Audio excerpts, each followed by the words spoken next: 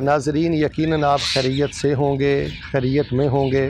تو چند بھائیوں نے یہ سوال کیا ہے کہ شیخ محترم ہم اپنے علاقے میں دعوت کا کام کرتے ہیں لیکن ہمیں دعوت دین کا کام مؤثر نظر نہیں آ رہا، لوگ ہمارے قریب نہیں آتے، ہماری بات نہیں سنتے، ہمیں اہمیت نہیں دیتے، ہمیں کون سے کام کرنے چاہیے کہ ہماری دعوت مؤثر ہو؟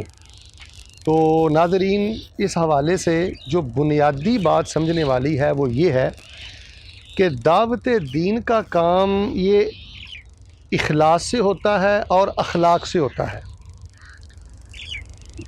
دعوت کا کام وہی شخص کر سکتا ہے جو مخلص ہو اور با اخلاق ہو۔ اخلاص کی کمی ہو، اخلاق کی کمی ہو تو میدان دعوت میں انسان کو کامیابی نہ ہونے کے برابر ملتی ہے۔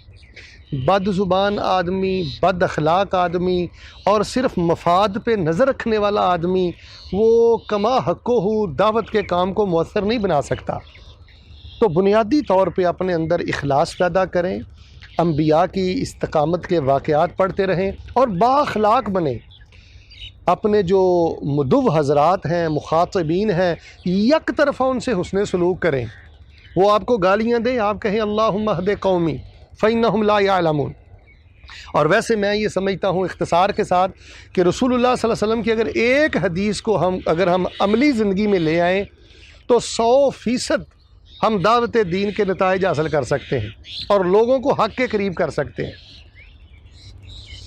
اس حدیث میں 4 باتوں کا تذکرہ ہے۔ سب سے پہلا کام افشوا السلام، السلام علیکم کو عام کر دیں، لوگوں کو بار بار سلام کریں، تکرار سے سلام کریں، اصرار سے سلام کریں، پوری محبت سے آپ سلام کریں، اچھی القابات سے یاد کریں۔ اگر کوئی آپ سے بے رخی کرتا ہے، آپ کے سلام کا جواب نہیں دیتا تو آپ موڈ نہ بنائیے، اعراض نہ کیجئے، دل میں گھٹن نہ پیدا کریں، بلکہ بار بار آپ سلام کریں، اچھی القابات سے بلائیں۔ تو دعوت دین میں سب سے پہلا کرنے والا کام یہ ہے جی، خندہ پیشانی سے آگے بڑھ کے لوگوں کو سلام کریں۔ اور دوسرا کام وَأَطْعِمُوا الطَّعَامَ، جہاں آپ دین کی دعوت دینا چاہتے ہیں، توحید و سنت کی دعوت دینا چاہتے ہیں، لوگوں کو اللہ کے ساتھ جوڑنا چاہتے ہیں، تو ان سے مانگنے کی بجائے ان کو کھلائیں، ان کی دعوت کریں، ان کو کھانے پہ بلائیں، ان کے اخراجات دیکھیں، اپنے دائرے میں رہتے ہوئے ان پہ خرچ کریں۔ یہ انسانی فطرت ہے، جب اس کے پیٹ میں لقمے جاتے ہیں، کھانا جاتا ہے تو کھلانے والے کے بارے میں دل میں نہ چاہتے بھی نرمی پیدا ہوتی ہے۔ الانسان عبد الاحسان۔ تو دعوتوں کا اہتمام کریں جی، لوگوں کو کھانے کھلائیں۔ اور تیسرا کام یہ ہے واصل الارحام، رشتہ داریوں کو جوڑیں۔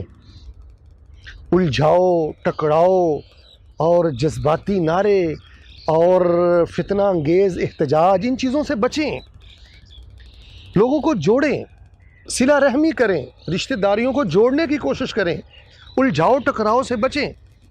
اور اگر آپ دعوت دین کے کام کو مؤثر بنانا چاہتے ہیں، چوتھا اور آخری کام یہ ہے، جب آپ خندہ پیشانی سے لوگوں کا استقبال کریں، ان کو سلام کریں، ان کو کھانے کھلائیں، ان کو باہم جوڑنے کی کوشش کریں، ان کی صلح جوئی میں آگے بڑھیں، تو چوتھا کام یہ ہے راتوں کو اٹھ کر اپنے اللہ کے حضور سجدے میں گر جائیں اور لوگوں کی ہدایت کے لیے دعا کریں کہ یا اللہ جو میرے کرنے والا کام تھا میں نے کر لیا ہے، اب اللہ برکتیں تو فرما دے۔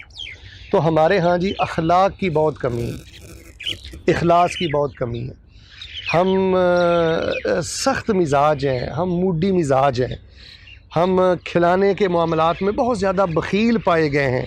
یہ وہ چیزیں ہیں جو دین کی راہ میں بہت زیادہ رکاوٹ ہوتی ہیں۔ اللہ تبارک و تعالیٰ مجھے اور آپ کو دعوت دین میں ان چیزوں کا خیال رکھنے کی توفیق عطا فرمائے، آمین ثم آمین۔